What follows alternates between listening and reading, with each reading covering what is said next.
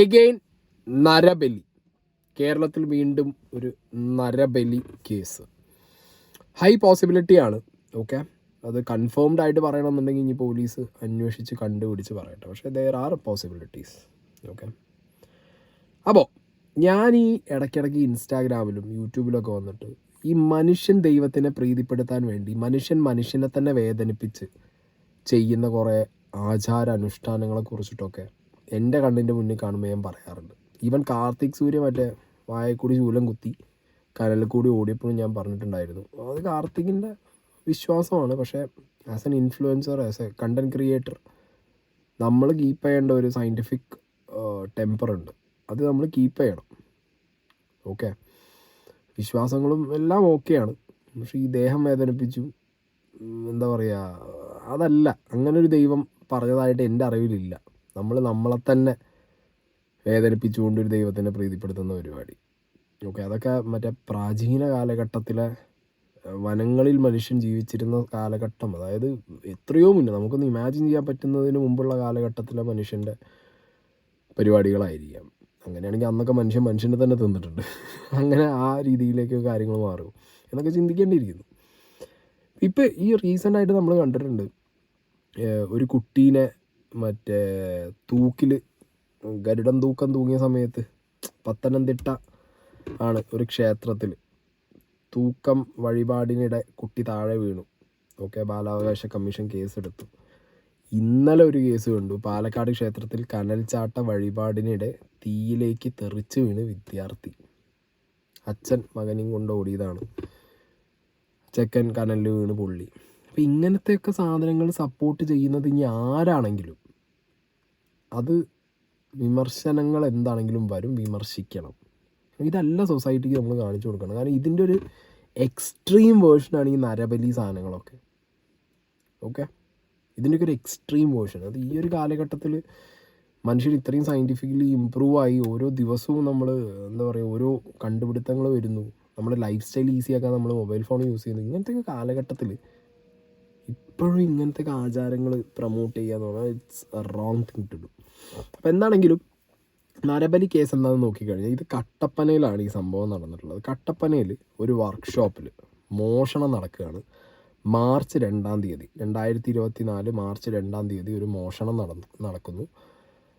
മോഷ്ടിച്ചവരെ ഈ പറഞ്ഞ വർക്ക്ഷോപ്പിൻ്റെ മുതലാളിയും ബാക്കി ആളുകളും തന്നെ കാണുന്നു. അവർ തന്നെ പിടിച്ച് പോലീസിൽ ഏൽപ്പിക്കുന്നു.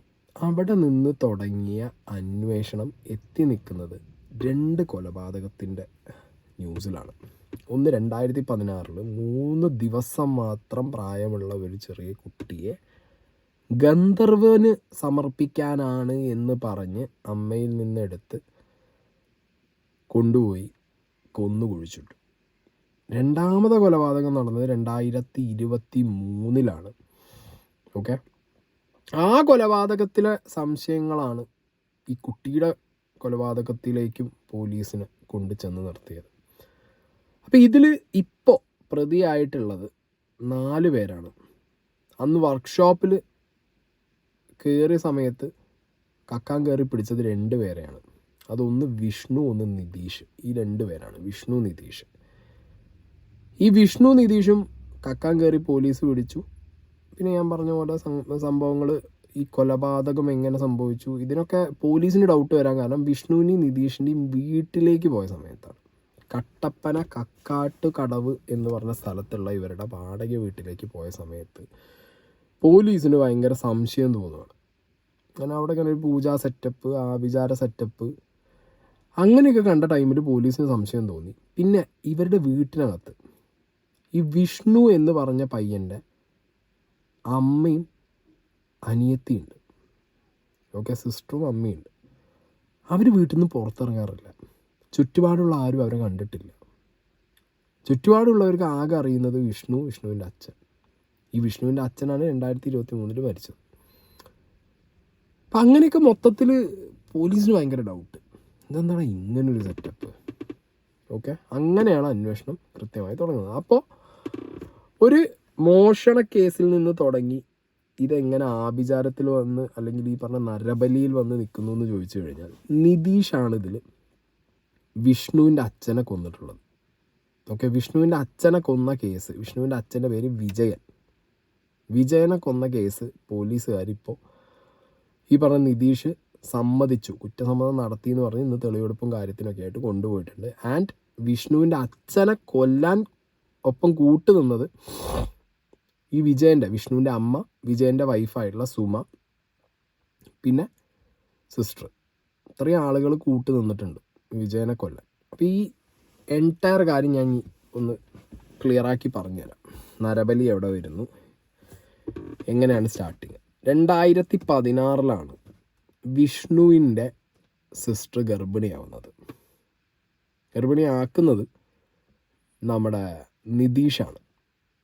അതായത് ഇപ്പോൾ വിഷ്ണുവിനൊപ്പം കൂട്ടുപ്രതിയായ നിതീഷ്. ഇപ്പം കല്യാണം കഴിക്കുന്നതിന് മുമ്പ് ഇങ്ങനൊരു ബന്ധത്തിൽ ഒരു കുട്ടിയുണ്ടായി എന്നറിഞ്ഞ അഭിമാനക്ഷതം സംഭവിച്ച വിഷ്ണുവിൻ്റെ വീട്ടുകാർ, ഓക്കെ, നിതീഷിലുണ്ടായ വിഷ്ണുവിൻ്റെ പെങ്ങള കുട്ടിയെ 3 ദിവസം പ്രായമുള്ളപ്പോൾ കൊന്നു കുഴിച്ചിട്ടു. വിഷ്ണുവിൻ്റെ പെങ്ങളോട് നിതീഷ് ഒരു പൂജാകർമ്മങ്ങൾ ചെയ്യുന്ന ഒരാളാണെന്നാണ് അറിയാൻ കഴിഞ്ഞത്. ധനലാഭം, സന്താനയോഗം, വസ്തുവകകൾ വന്നു ചേരാൻ, സന്തോഷം വരാൻ, അങ്ങനെയുള്ള കാര്യങ്ങൾക്ക് വേണ്ടിയിട്ട് പൂജാകർമ്മങ്ങളൊക്കെ ചെയ്തു കൊടുക്കുന്നൊരു വ്യക്തിയാണ് നിതീഷ് എന്നാണ് പലരും ഇപ്പോൾ അങ്ങനെ ന്യൂസിലൊക്കെ പറഞ്ഞു കേൾക്കുന്നത്.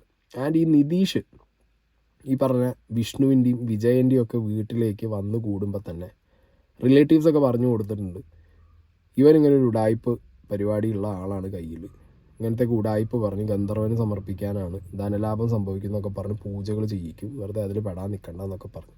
2016 മുമ്പ് തന്നെ നിതീഷ് വിഷ്ണുവിൻ്റെ വീടുമായിട്ടൊരു ബന്ധം സ്ഥാപിക്കുന്നു.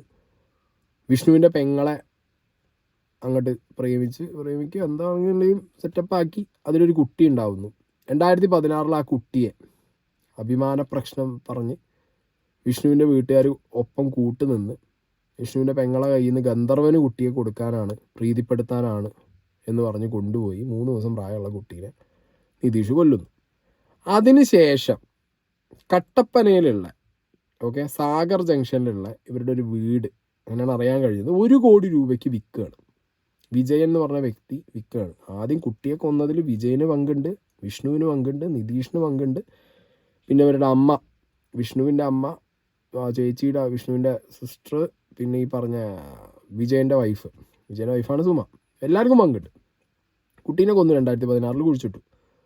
അത് ഒരു പശുത്തൊഴുത്തിലാണ് കുഴിച്ചിട്ട്. ഓക്കെ, അതാണിപ്പോൾ പറയുന്നത്, ഒരു പശുത്തൊഴുത്തിലാണ് കുഴിച്ചിട്ടത്. അത് കട്ടപ്പന സാഗർ ജംഗ്ഷനിലുള്ള വീടിൻ്റെ പശുത്തൊഴുത്തിലാണെന്നാണ് പറയുന്നത്. And by the way Kattappana Sagar ജംഗ്ഷനിലുള്ള വീട് വിറ്റത് 1 കോടി രൂപയ്ക്കാണ്. അപ്പോൾ ആ പൈസ കൈകാര്യം ചെയ്തത് നിതീഷാണ് ആ പൈസ കൈകാര്യം. അത് എങ്ങനെ കൈകാര്യം ചെയ്തു, എന്തിനേക്ക് കൊണ്ടുപോയി, എങ്ങനെയാണെന്നുള്ളതൊക്കെ പോലീസ് വഴിയെ കണ്ടുപിടിക്കും. എന്നാണെങ്കിലും ഇപ്പോൾ 2023 വിജയനെ കൊല്ലാനുള്ള കാരണം എന്ന് പറഞ്ഞാൽ സാമ്പത്തികമായിട്ടുള്ള പ്രശ്നങ്ങളാണ്. അന്ന് കുട്ടിയെ കൊന്നത് ഇവരെല്ലാവരും കൂടിയാണ്. ഇന്ന് വിജയനെ തന്നെ അവരില്ലാതാക്കി. ഈ നിതീഷ് കൊല്ലുകയാണ്, ഹാമറിൽ തലക്കടിച്ചിട്ടാണ് നിതീഷ് വിജയനെ കൊന്നിട്ടുള്ളത്. ഞാൻ കൂട്ടുനിന്നത് വിജയൻ്റെ വൈഫും മകനും, സുമിയും വിഷ്ണു തന്നെ കൂട്ടുനിന്നു. ഇതിനിടയിൽ ഇവരുടെ സിസ്റ്റർ 3 ദിവസം പ്രായമുള്ള കുട്ടിയെ കൊണ്ടുപോയിട്ട് ഗന്ധർവന് കൊടുക്കാമെന്ന് പറഞ്ഞിട്ട് ആ കുട്ടീനെ കൊന്നു കളഞ്ഞല്ലോ. അപ്പോൾ സിസ്റ്റർ ഉണ്ടല്ലോ അവിടെ, സിസ്റ്ററിന് ലേശം മാനസികമായ പ്രശ്നങ്ങൾ ഉണ്ടായിട്ടുണ്ട്. വീട്ടിൽ നിന്ന് പുറത്തിറങ്ങാറില്ല, കുട്ടിയെ കൊണ്ടുപോയി ഇവർ കൊന്നു, പിന്നെ ഈ ആഭിചാര കർമ്മങ്ങളും അതും ഇതൊക്കെ ആയിട്ട്.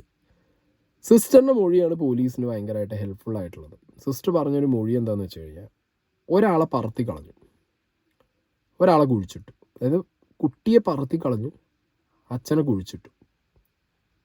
മാനസിക വെല്ലുവിളി നേരിടുന്ന കുട്ടിയാണെങ്കിലും അവർ പറഞ്ഞത് ഇതാണ്. അപ്പോൾ പോലീസുകാർ ഇത് അന്വേഷിച്ച് വരുമ്പോൾ ഇപ്പോൾ സംഗതി ശരിയാണ്, 3 ദിവസം പ്രായമുള്ള കുട്ടിയെ കൊന്നു കുഴിച്ചിട്ടിട്ടുണ്ട്.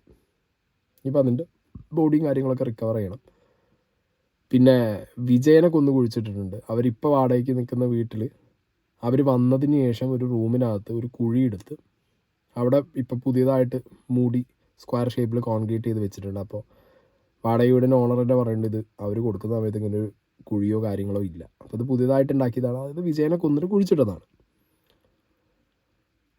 അപ്പോൾ നിങ്ങളൊന്ന് ആലോചിച്ച് നോക്ക്, ഒരു കളവ് കേസ്, റോബറി, അവിടുന്ന് തുടങ്ങിയ പരിപാടി നരബലി വരെ എത്തി. നമ്മുടെ നാട്ടിലെ ആളുകൾ ഇപ്പോഴും ഈ ലൂപ്പിനകത്താണ്. ധനലാഭം അതാണ് മെയിൻ. ധനം വരണം, പണം വരണം. അതിനു വേണ്ടിയിട്ടാണ് ഈ പൂജകളും നരബലിയും കെട്ടിത്തൂങ്ങലും ശൂലം കുത്തലും തീക്കുടി അടക്കലും. ഇത് എന്താ പറയുക, പറഞ്ഞു കഴിഞ്ഞാൽ മതത്തിനെതിരെ പറയുന്നു, വിശ്വാസങ്ങൾക്കെതിരെ പറയുന്നു എന്ന് പറയും. കാലം മാറുന്നതിനനുസരിച്ച് മതങ്ങളിലെ ഇങ്ങനത്തെ ഈ കർമ്മങ്ങളുണ്ടല്ലോ ചില, അതൊക്കെ മാറണേ. വിശ്വാസം അല്ലെങ്കിൽ ഒരാളുടെ സന്തോഷം എല്ലാം ഫൈനാണ്. ദൈവത്തിൽ വിശ്വസിക്കാതിരിക്കുക ഇറ്റ്സ് അപ് ടു യു. പക്ഷേ നമ്മളെ തന്നെ വേദനിപ്പിച്ചു, നമ്മൾ ദൈവത്തിന് വേണ്ടി വേറൊരു ജീവൻ കൊടുത്തിട്ടോ, നമ്മളുടെ തന്നെ ഒരു ദേഹത്ത് വേദനിപ്പിച്ച് ദൈവത്തിനെ പ്രീതിപ്പെടുത്തുന്നതോ, ഇതൊന്നും എവിടെ ഏത് ദൈവം പറഞ്ഞു വെച്ചിരിക്കുന്നു എന്നുള്ളതൊന്ന് പറഞ്ഞു തന്നാൽ കൊള്ളാം. സോ ഇതുകൊണ്ടാണ് പറയുന്നത്, ദയവ് ചെയ്തിട്ട് ഈ സംഗതികളൊന്നും ആരും പ്രൊമോട്ട് ചെയ്യരുത്. കാരണം ഇതിൻ്റെ ഒരു എക്സ്ട്രീം വേർഷൻ ഇവിടെ വളരെ മോശമായ രീതിയിലാണ് നടന്നുകൊണ്ടിരിക്കുന്നത്. കാരണം ഇതിലൊക്കെ ഇത് മുതലെടുത്ത ആളുകളെ പറ്റിക്കാൻ നടക്കുന്നവരുമുണ്ട്, പൈസ അടിച്ച് മാറ്റാനും വേറെ പല മോശമായ രീതിയിൽ സ്ത്രീകളെ വെച്ച് കളിക്കാനും. നമുക്ക് ആളുകളുണ്ടല്ലോ ഇവിടെ. കാലം മാറുന്നതിനനുസരിച്ച് കുറേ പ്രാകൃതമായ ഇങ്ങനത്തെ ആചാര അനുഷ്ഠാനങ്ങളിൽ മാറ്റം വരണം, അല്ലെങ്കിൽ ശരിയാവില്ല.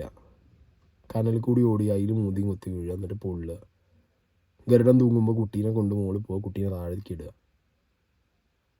എത്ര കേസായി ഇപ്പം അങ്ങനെ. ഗന്ധർവന് കൊടുക്കാൻ കുട്ടിയെ 3 ദിവസമുള്ള കുട്ടിയെ കൊണ്ടുപോയി കൊന്ന് കുഴിച്ചിടുക. അതൊക്കെ ഏത് ദൈവത്തിനെ പ്രീതിപ്പെടുത്താനാണ്? എന്തിനാണ്? ഭയങ്കര ഇത് നിന്നോ ആലോചിച്ച് നോക്ക്. ദുർമന്ത്രവാദവും നരബലി ഇത്രയും ചമ്പുവിൻ്റെ ചാച്ചരത കേരളം പന്തർക്ക പറ്റിയ തന്നെ പറയേണ്ടി വരും. ഇതിപ്പോൾ ഒരു മതത്തിലും എല്ലാ മതത്തിലും ഉണ്ട് കേട്ടോ, ഒന്നില്ലെങ്കിൽ വേറെ എല്ലാ മതത്തിലും ഉണ്ട് ഇങ്ങനത്തെയൊക്കെ അന്തം വിട്ട ഓരോ ആചാരങ്ങളും അനുഷ്ഠാനങ്ങളും. അത് ഫോളോ ചെയ്യാൻ കുറേ ആൾക്കാർ, അത് പ്രൊമോട്ട് ചെയ്യാനും കുറേ ആൾക്കാർ.